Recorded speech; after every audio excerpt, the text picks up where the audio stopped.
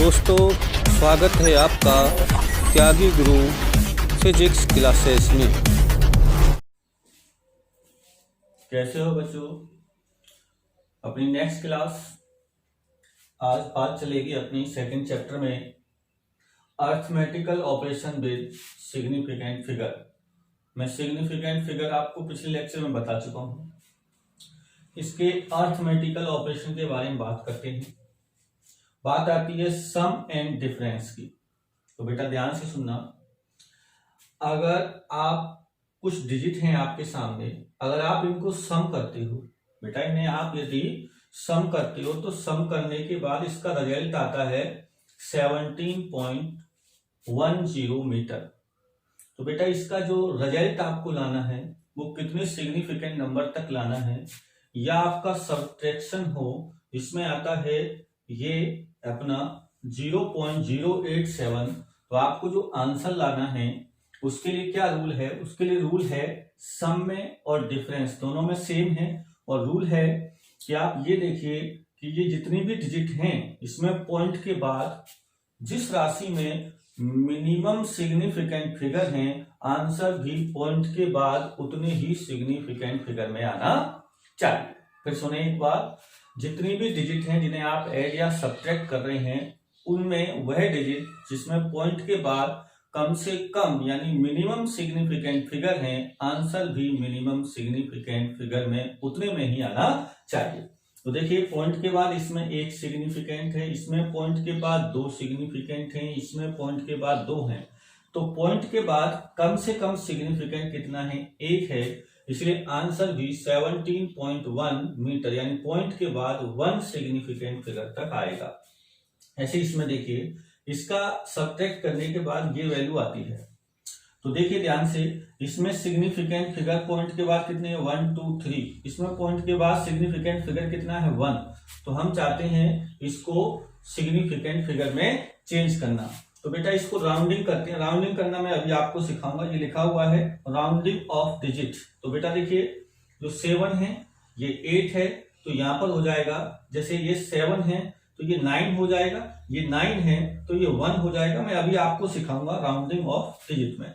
तो ये हो जाएगा बेटा 0.1, क्योंकि पॉइंट के बाद यहाँ 1 सिग्निफिकेंट डिजिट थी, इसलिए पॉइंट के बाद ये 1 सिग्निफिकेंट डिजिट। अब बात आती है मल्टीप्लाई एंड डिवीजन। तो बेटा थोड़ा सा अंतर है। सम एंड डिफरेंस में हम ये देखते हैं कि पॉइंट के बाद मिनिमम सिग्निफिकेंट जितने हैं उतने ही में ही आंसर आना चाहिए।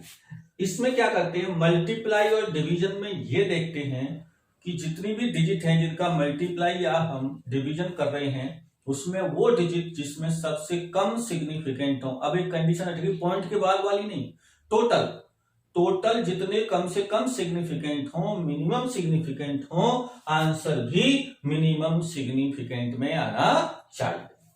जैसे डेंसिटी 4.237 अपॉन 2.51 ग्राम पर सेंटीमीटर क्यूब, राइट बेटा। तो देखिए दोनों में डिवाइड किया तो इसमें ये देखो ये वाली डिजिट है, इसमें मिनिमम सिग्निफिकेंट डिजिट है 1 2 3। ठीक है बेटा, पहले वाले में देखते थे पॉइंट के बाद कितनी है 2, इसमें टोटल देखेंगे जो मिनिमम है तो इसमें 1 2 3 4 है, इसमें 1 2 3 है। तो मिनिमम सिग्निफिकेंट नंबर या डिजिट है अपनी 2.51, जिसमें सिग्निफिकेंट फिगर है 3। तो यहां पर जो आंसर आया 1.6880, इसको अपन लिखना है 3 सिग्निफिकेंट फिगर तक। तो देखिए बेटा ये मैं अभी आपको सिखाने वाला हूं। 8 है, ये 8 है तो ये 8 है। तो देखो यहां से 1.66, ये 8 और इससे अगली वाली डिजिट 8 है इसलिए कि 9 हो जाएगी। तो ये मैं आपको अब सिखाने जा रहा हूं। देखिए राउंडिंग ऑफ फिगर के कुछ रूल हैं। इस रूल में बहुत इजी रूल है, इसको मैं आप फर्स्ट रूल में आपको बताने जा रहा हूं। तो देखिए सुने ध्यान से, अगर कोई डिजिट है और उसमें जिस राशि को या जिस वैल्यू को आपको राउंडिंग करना है, राइट बेटा, जिस वैल्यू को राउंडिंग करना है उससे नेक्स्ट वाली वैल्यू यदि 5 से ज्यादा है, यदि 5 से ग्रेटर है तो राउंडिंग वाली वैल्यू में एक ऐड कर देते हैं। और यदि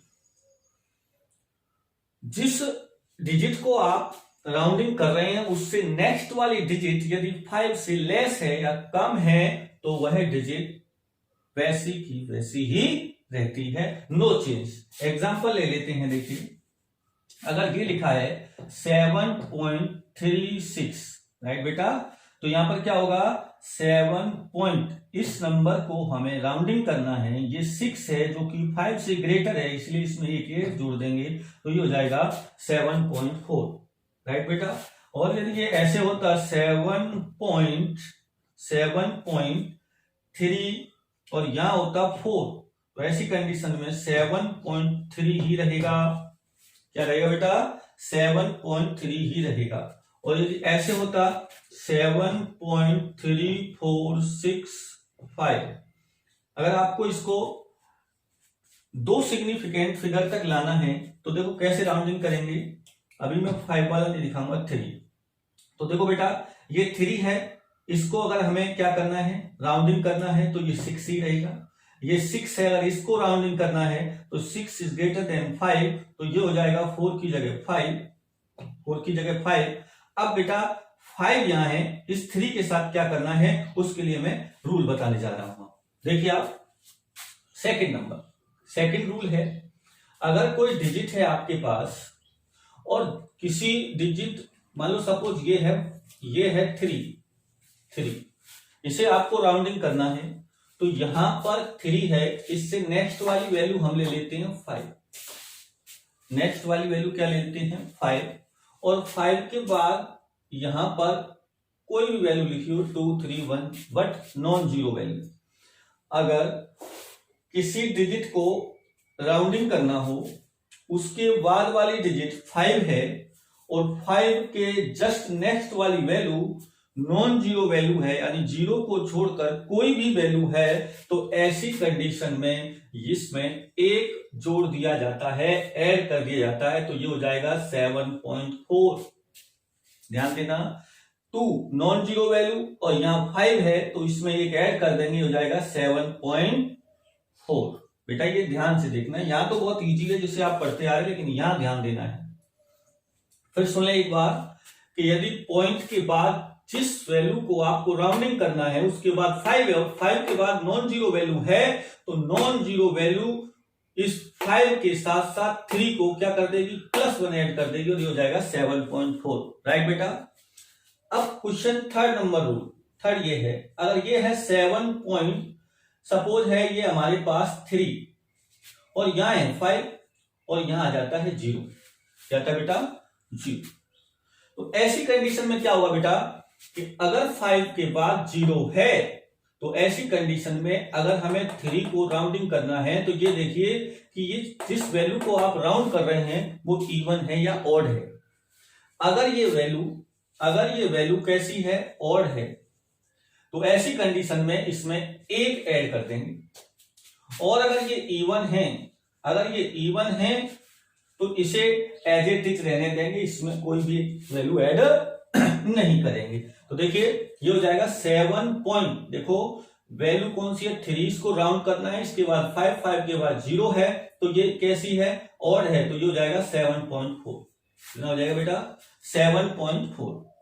और अगर ये होता 7.45 और यहां होता 0, देखो बेटा ध्यान से, अगर ये होता 7.450 तो देखो 4 को क्या करना है राउंड करना है, ये 5 है, 5 के बाद 0 है, तो ये देखो ये जब भी 5 हो और 5 के जस्ट नेक्स्ट वाली वैल्यू यदि 0 है 0 है तो यहां देखते हैं इवन और ऑड, और यदि 5 के बाद नॉन जीरो वैल्यू है तो इसमें एक जोड़ देते हैं, ये परमानेंट है। यदि 5 के नेक्स्ट वाली वैल्यू नॉन जीरो वैल्यू है तो 3 में एक ऐड कर देंगे और ये हो जाएगा 4, और यदि 5 के बाद 0 है तो ये देखते हैं कि इवन है या ऑड है। यदि ये वैल्यू कैसी है बेटा ऑड है तो इसमें एक ऐड कर देंगे, और यदि ये वैल्यू कैसी है बेटा ये वैल्यू है अपने पास इवन, इसलिए सेम रहेगी, नो चेंज, इसलिए 7.4।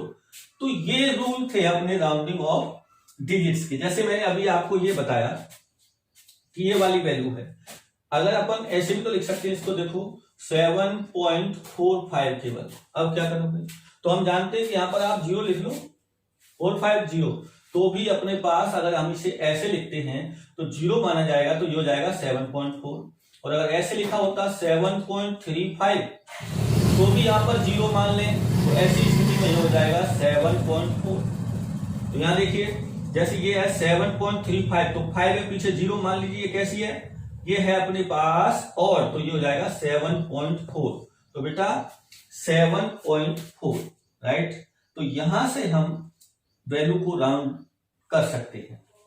तो आपको देखिए एक क्वेश्चन नोट करना है, एक क्वेश्चन में लिखा रहा हूं आपको, इस क्वेश्चन को नोट करिए ध्यान से। मैं बोल रहा हूं, यदि किसी प्रकार दिखाई नहीं दे रहा हो तो सुनिए आप।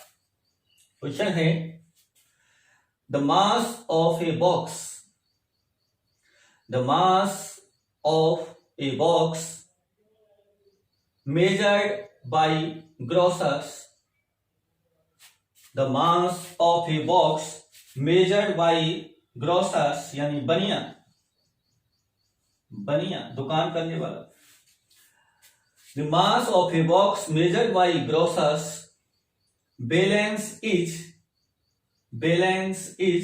2.3 kg, 2.3 kg, 2 gold piece 20.15 gram, 20.15 gram and 20.17 gram are added the box,